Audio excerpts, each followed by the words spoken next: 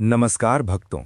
आज हम पहुंच चुके हैं भगवत गीता के अंतिम और सबसे महत्वपूर्ण अध्याय में, मोक्ष संन्यास योग।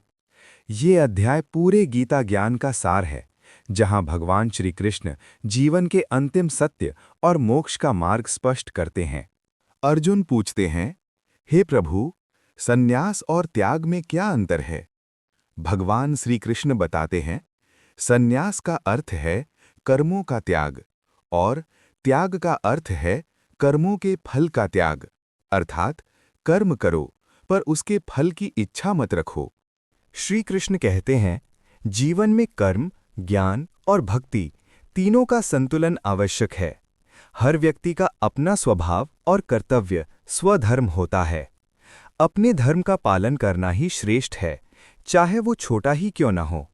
भगवान कहते हैं, स्वधर्मे निधनम श्रेयः, अर्थात अपने धर्म में मरना भी श्रेष्ठ है, दूसरे के धर्म का पालन करना भयावह है। मनुष्य के कर्म, ज्ञान, बुद्धि और सुख सभी सत्व, रजस और तमस गुणों के अनुसार होते हैं। जो व्यक्ति इन गुणों को समझकर निष्काम भाव से कर्म करता है, वो धीरे धीरे मोक्ष को प्राप्त करता है।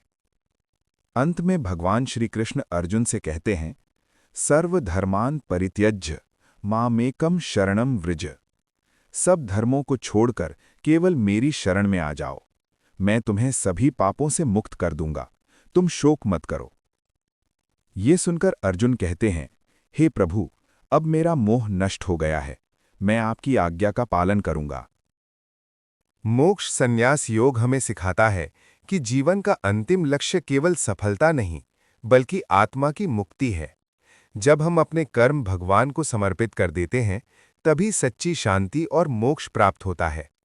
यदि इस पूरी गीता यात्रा ने आपके हृदय को छुआ हो, तो कमेंट में लिखें, जय श्री कृष्ण, और इस दिव्य ज्ञान को अपने जीवन में अपनाएं।